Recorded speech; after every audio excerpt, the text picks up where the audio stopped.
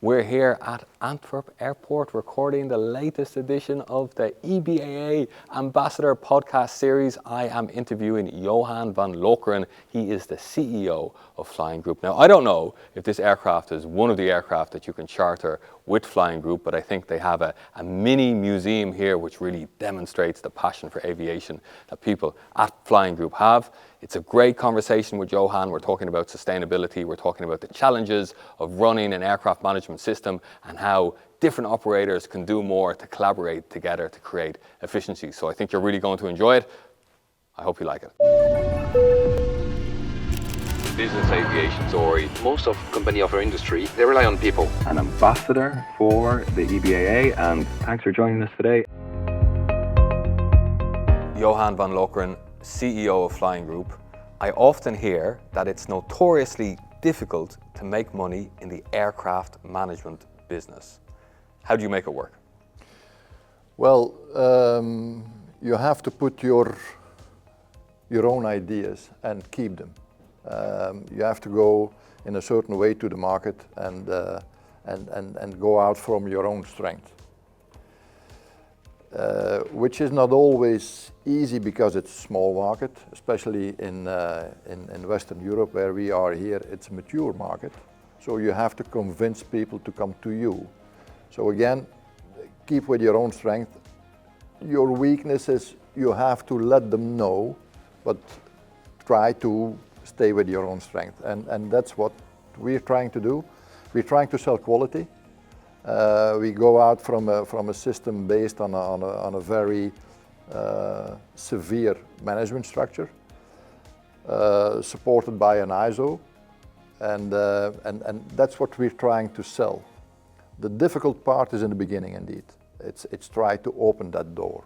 And so, did you go through a number of iterations before you found the model that really worked?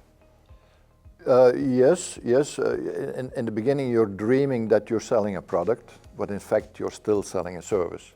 It keeps on being that, and people compare your service with that from the neighbor.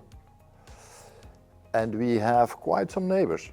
There are more neighbors than what people think. So, and people are aware of that. Our customers are aware, and they search around. Yeah. But you, by describing it like this, you make it sound simple. All you need is one model. All you need to do is to stick to your beliefs, and you can actually make money in the aircraft management business. Is it really that simple?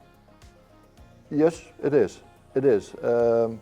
It's that simple, but it doesn't mean that it's a huge margin business. It is a small margin business, and you have to be careful not to puncture through your margin. The minute you are a bit the minute the costs come up high, you have to be careful with your margin. So you'd better protect yourself in the beginning, whilst you're in your first talks with your customer, to name what you can do and how you will do it. Okay, which means that you have to be selective. Yes. Is that right? Yes. You can't let everybody walk through the door. No, indeed. You have to be selective in the beginning. Okay, very good. Tell us a bit about Flying Group. Tell us a bit about the number of aircraft, the number of staff, and what your whole focus is. Well, Bernard van Milders, the owner, today's owner and co-CEO, by the way, he started this business in '95, starting with a fractional ownership and ramping up through the management. In fact, we became a more management company, but with some cherries on the pie, with a 145 here in house. We do chartering, we have our own FBO. So, but the core stays for 85%, it's management of aircraft. We manage today about 55 aircraft, and we do that with 3 structures in Europe, being Antwerp, Luxembourg and Malta. Out of that we have some commercial aircraft sailing around on commercial hubs. Okay, fine. And then, if I'm not mistaken, 10 years ago you acquired Hyperion Aviation in Malta. How did that change the overall business? Well, it gave us a bit of look on the bigger world. It's a total different DNA. You're sitting there between Europe and Africa. you're going really to the MEA part of the EMEA, and you have to treat it as well like that. It was quite an experience for us. We learned quite a bit out of it. It's now 10 years. We're on a full integration exercise now with Hyperion, and it's opening our eyes with what is there on the other markets, especially the Middle East. Is your intention to fully integrate it and have one business with one uniform approach? No, I don't think that we will.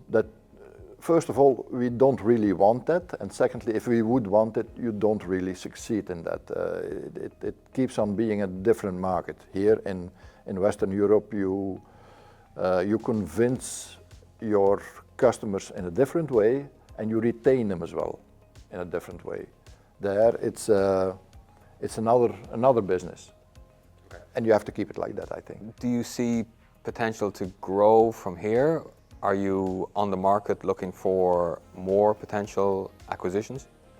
Yes, not yet actively, because we cleaned up our own business first, meaning that we made it ready for an organic growth. We have been always organically growing with 2-3 units a year. We want to double that. We have now about 1% of the market in Western Europe. There's potential growth. So we will do that, and in the meantime we will keep in the corner of our eye most probably a structure. What industry did you come from? And you came from the logistics industry, was it? I came from the haulage business. Haulage. Yeah. Are there things that you learned from that you can apply in business aviation? Entrepreneurship is kind of the same thing, although it's a total different environment. There we were with thousands of colleagues, and we came along quite well. Here with a few colleagues, and we're all competitors. That's still a point where we have to work on. Is it fair to say that it's a more competitive, less rational market in business aviation? Well, it's at least we make it very competitive because we don't offer gain to everybody. I think there's more in it if we would be a bit more sticking together.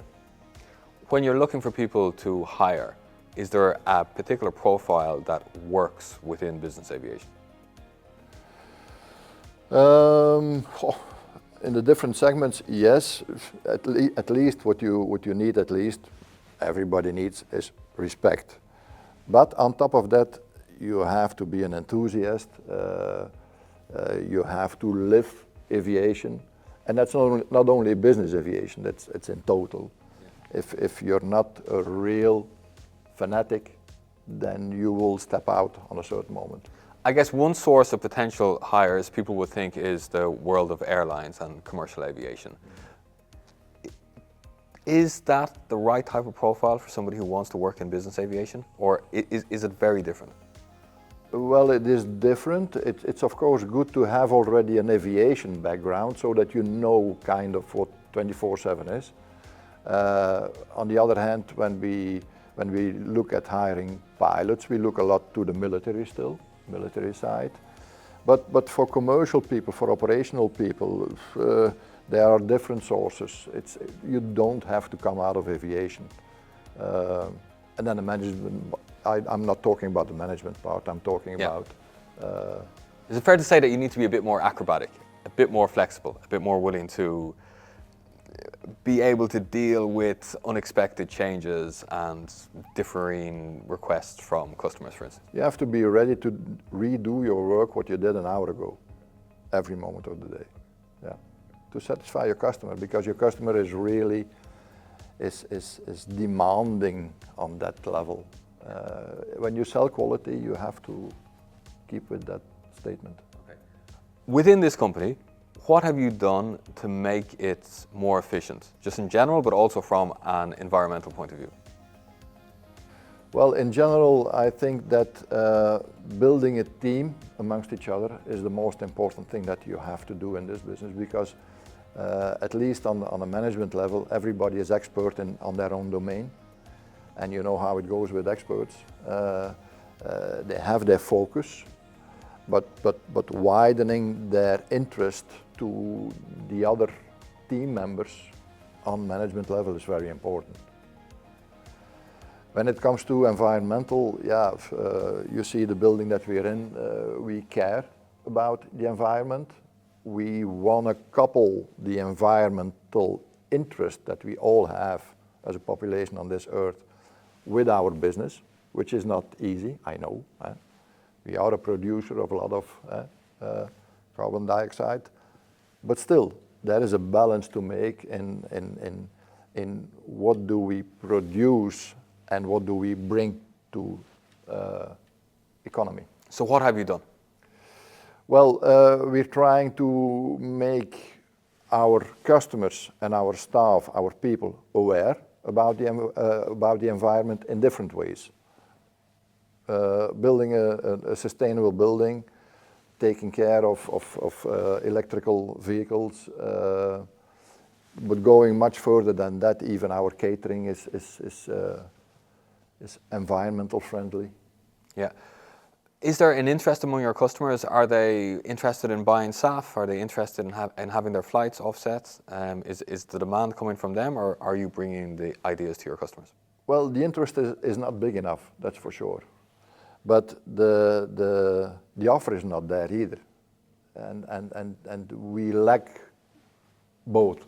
When you say offer, you're talking about availability of SAF? The availability of SAF in the world is not big enough. Yeah. Have you become disenchanted with offsetting? Do you still think that see that as a viable way that you can reduce your carbon footprint? It is for sure a transition towards, and it's a good idea to offset, but there as well you have to be careful with the story you tell. Walk the talk. The offset has to be a right thing, not just a story, which is often the case. Yeah. So would you think about taking that over yourself, running your own offsetting program? Yes. Is that? Yes, that's the idea. You have the impression that the pressure from environmentalists has tapered off somewhat? Yes, the last few months I'm very skeptical in my feelings, whether they are true or not. Yeah. Maybe I overlooked a few. Yeah. But yes, I do have the feeling that people, or they understand that we're really doing something, and we delivered. Having that comment on there, yelling like, "Hey, no, we did something," or at least we can prove that there's a plan and a path forward. Or then they have another interest. I think it would be unrealistic to suggest that thanks to our plan that they have understood it and thought, actually, you guys are doing fine. It seems like the interest has changed, or just it's the way that these campaigns evolve. They all have a sort of a life cycle, and the energy has, to a certain extent, gone out of it. Maybe we shouldn't kind of encourage people to start it up again, but nobody dared to say it 6 months ago. It will blow over. No, and it didn't feel like it would. And it's never going to be. But the energy is out. Yeah. Yeah. And or the real sharp attack is a bit less, which I really I'm happy about it. Well, there was nothing productive in the type of tone from last year or from the year before that. It wasn't. You can ask, what's your ultimate goal? What do you want to get with that kind of? But for you, I mean, it seems like this environmental interest, it doesn't come from that. Like, you're not trying to just respond to a discussion that's happening in the media or happening in the public sphere. Am I right in saying that you actually care about the environment and you just want to do it because that's the type of business that you want to run? Yes. We have to take care about our own business, but we have to promote our segment as well in the meantime. Because if that goes faster, we go along with it. We as companies. So, but then we have this huge challenge. What we spoke about at the beginning was all of these smallish companies who are not willing necessarily to partner and be collaborative, but that is precisely, at least on this question, what's needed. Yeah, indeed. Indeed. So you're an advocate for that. Yeah. You're pushing for that. Yeah. Open to more collaboration. Yeah. That's why I said we should put a certain overhead under an umbrella that takes us and that gives us a bit better speed and that brings us our segment forward. And then everybody gains. Then those critics they would starve out. That would be a reason then why they die out. And just one specific example, does it have to do with some type of operational collaboration so that together across a number of different operations we could reduce the number of empty legs? Indeed. The empty legs, the contrails, the small things that make a huge impact. Yeah. Well, I think people could argue that contrails are a big deal, but empty legs are a very big deal. Both are, and only already the fact that we have an owner who only uses his aircraft for 100 hours. Yeah. Our neighbor has as well an owner who only uses. Maybe they could use the same aircraft. I know charter and brokerage is in between, and they already take care a bit about that problem, or it's an advantage rather. But if we would bring together more users on the amount of aircraft that there are today, we would be more green. And technology can do that. It's not like the technological problem still needs to be solved. It's the partnership that needs to be solved. That was the problem 2 years ago. Fine. Now it's there. Fine. Let's embrace it. Let's use that efficiency. So we have among the different operators, we have a pool of aircraft, and it's a question of what aircraft is the most convenient for the owner. And let's just make that happen. And then you still let them choose. Give them the possibility Okay. to lift their own option and to follow their own dream. Yeah. But give them a good incentive to take the most efficient, most environmental friendly street. So this is a call out. We need to have operators coming together, one single technological platform in order to have the easiest and most available options for owners. Yeah. So you partnered with a company called Rise, I believe, to increase the efficiency and reduce the number of empty legs. Indeed. Has that worked? That worked quite well. We keep that in our statistics. We keep on working on a sort of an AI that tells us more than just reducing empty legs. It's sometimes that you have to stay in a certain region because of the business statistically coming from there at that moment. So, no, Rise is a good partner on different levels, but especially on AI, because there's a lot of pressure on our people at dispatch at certain moments when the flights are going. There are changes, all kinds of changes coming from all kinds of different directions, and the customer has to be helped out. At that moment, that single person cannot think about everything, so they have to be helped, and there comes an AI. Okay, very good. Are you becoming a reference for the PC-24?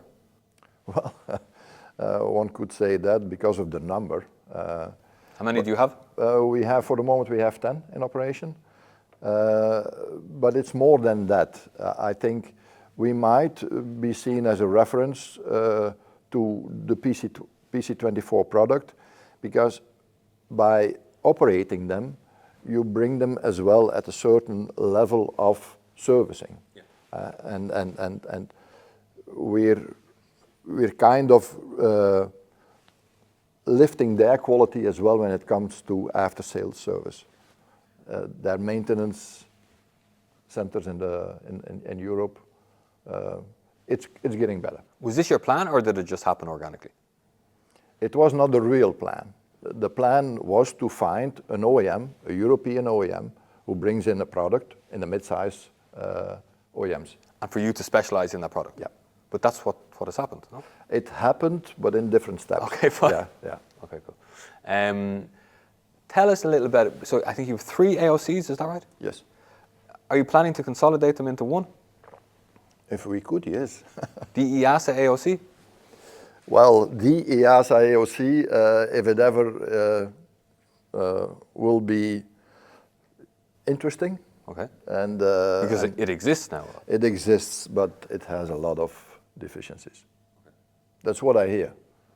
It's very difficult to make it efficient on that level. Okay, but it is something that you will be willing to explore. Sure. Okay, very good. Do you think, with all of the environmental initiatives that you have introduced, that you have done enough to try and answer to the criticisms that business aviation receives? If people are really complaining about the carbon footprint of the sector and the fact that, to a certain extent, the product or the service that we offer is maybe superfluous, as some people see it, do you think that with these initiatives that you have offered a good answer? Well, for sure we didn't do enough. We're just starting off. And I think the industry itself, the OEMs, they are bringing in ideas that will work eventually. They should be aligning themselves a bit more. Political, the same thing. We just step away now from a certain source and we all go electrical. I don't think it's right. I think we should behave a bit more efficient in our thoughts as well. Why do we want to change all of a sudden from 1 to 0? But if we all think together and if we combine our thoughts, we, meaning the operators in between, the one who uses and the one who brings them to the market, I think we will get there. But we need some time. And public has to give us that time as well, the public opinion. Why do you think it will be difficult for us to eventually embrace electric aircraft? Well, when? If it's too close, then I don't believe yet in it, because infrastructure is not yet there, the production is not yet there, the airspace is not yet ready. So there are still hurdles to take. So that's why I'm saying we need time. Please give us the time to organize all that. But eventually, sure, I believe in it. Sure, it will bring a better business aviation. But in the beginning, it will bring much more than that. It will bring something extra that doesn't exist yet today in transportation. We're here in Antwerp Airport. Do your neighbors get what you're trying to do here? Are they willing to accept the noise, maybe the issues that you see that they might see around business aviation? How are your relations with the neighbors? Well, I think for 95% they do, maybe even more. But you have to convince everybody today, which is impossible. But still, public opinion asks you to fulfill every idea there. And those exceptions who don't understand, it's very difficult to talk with them. The narrative is not coming to them, or then they don't understand what we're really doing. Anyhow, we are not on a talking level, and that's the difficulty today. I wish we would be on a talking level. I wish we would sit together once a month to show them what we did in that month. Okay, as in they're willing to complain, but not necessarily directly engage. Yeah. Okay, but Antwerp, it's a significant logistics hub. You have oil and gas industry here, pharmaceutical industry around. I mean, do politicians here understand the importance of having accessibility and business aviation providing that accessibility to support this type of economic activity? Yes, they do. Yes, they do, and they support us. That's why we have the infrastructure that we have today, which is licensed, which is ready for the future. No, they do. Yeah. They do. I think it's fair to say that you've created one of the most beautiful business aviation FBOs. It doesn't seem like you held back here. Do you think that paid off? It's a risk. I agree. It looks like it was something that was done not by an accountant. It was done out of passion, it looks like. Yeah, no, indeed. That's what I said in the beginning. When you want to step into business aviation, you have to be passionate. You have to be a fanatic, and that's what you see when you walk through the building. By the way, you will see there's still some other aviation history, which is embraced. Yeah. Okay, very good. Johan Van Lokeren, it's been a pleasure speaking with you. Thank you very much. Thank you very much. Thanks.